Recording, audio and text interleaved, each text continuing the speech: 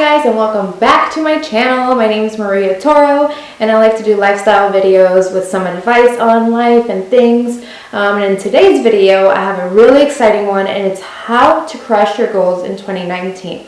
What do I mean by that? I think everyone has such amazing expectations about the new year, but they don't stick to their goals and they don't hit their goals, right? So I want to give you some advice on how to crush 2019, how to finish next year feeling accomplished and amazing about the year. I think it's so beautiful to have a new year and a new clean slate to create whatever life you want, whatever you want to do.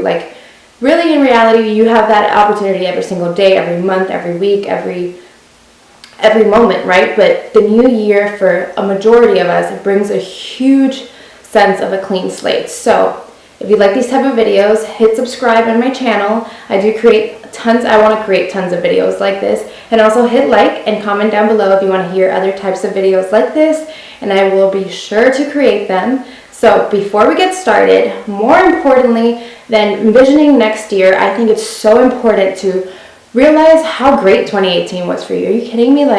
Even though there might have been some bad, some good, some in between, right? I think 2018 for most people have at least top 3 things that they could be grateful for, something they learned from, and something they'll never do again, right? So sit back, think about all the accomplishments that you actually had in 2018, whether they were big or small.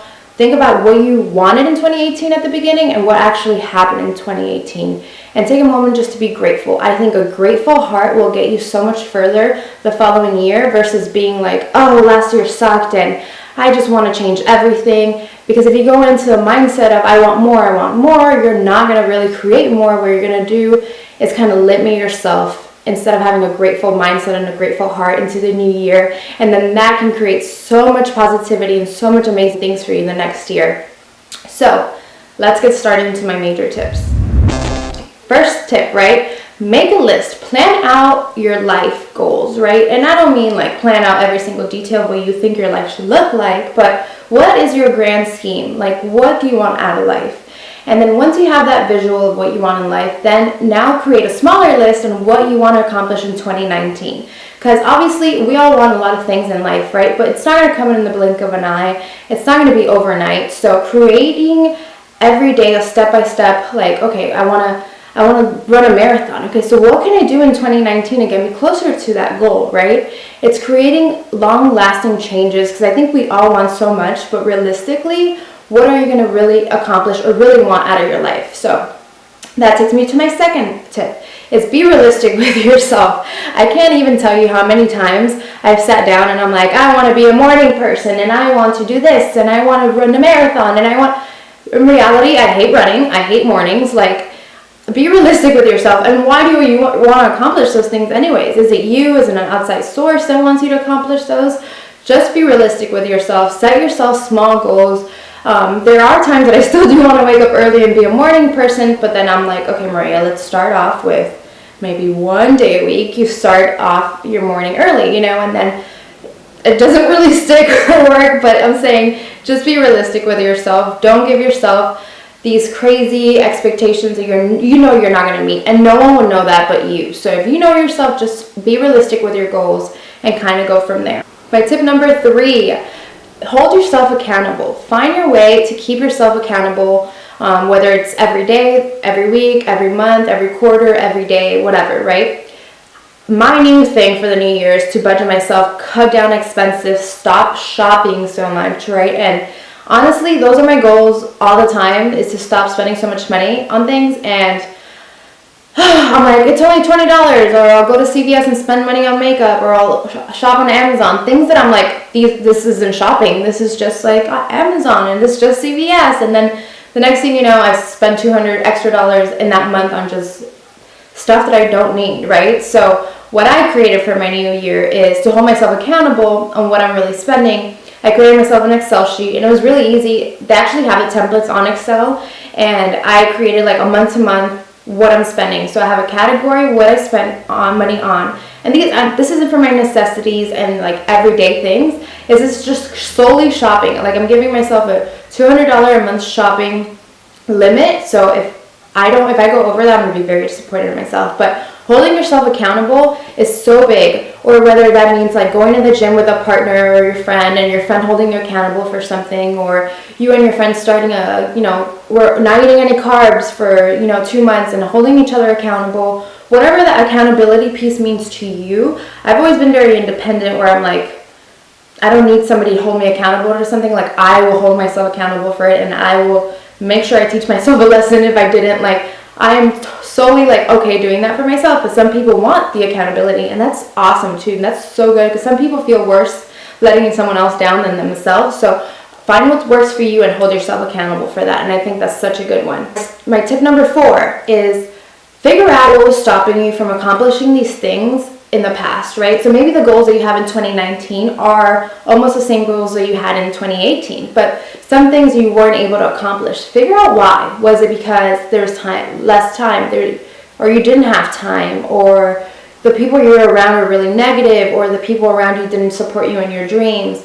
What was stopping you in the past, right? And get rid of it.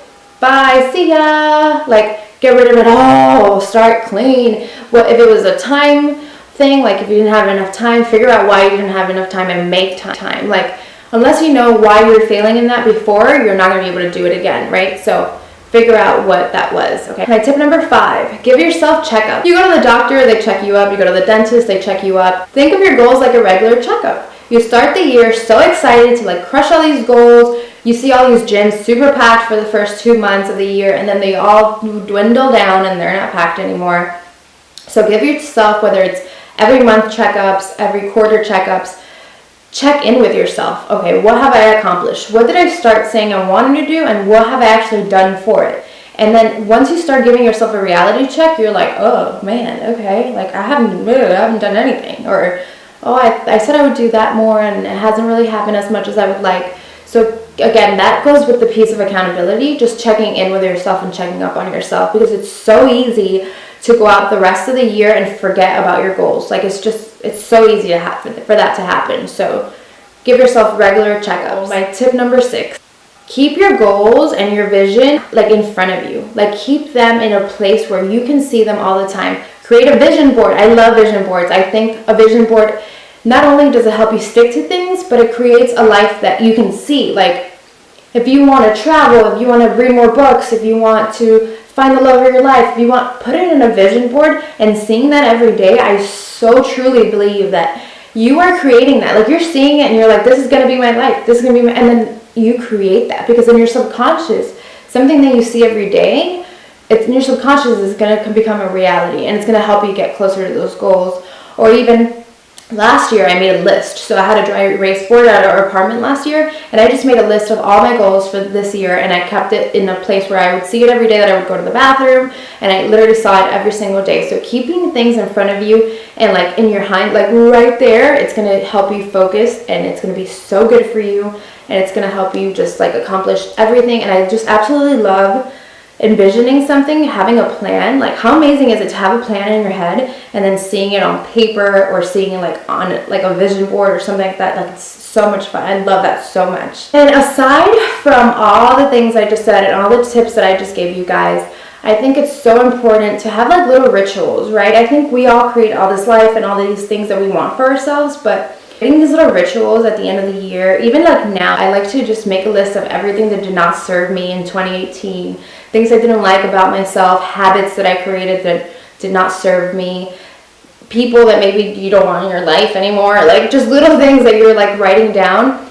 and then burning it. It's so symbolic and it sounds so like nonsense, whatever, but burning it and letting it go is such a sense of relief in somebody's mind and spirit and soul. So having little rituals like that, I think it's so important. I love doing things like that. And also just meditating, taking a moment for yourself and being appreciative of what's happened and what you've done, and just recharging your energy. I think all those things are so important. So aside from setting up goals and having like all the tips and tricks that I just gave you on how to keep your goals and crush them, I think it's so important to just take a moment and really visualize what you want, spiritually, emotionally, religiously, whatever it is that floats your boat. Just take a moment, whether it's ask God for it or whether it's write it down on a piece of paper and keep it in front of you. whatever your soul and your body feels like they should do, I think is so important. I hope you guys enjoyed all these tips on how to crush your goals in 2019, how to be excited for the new year but still appreciative of 2018.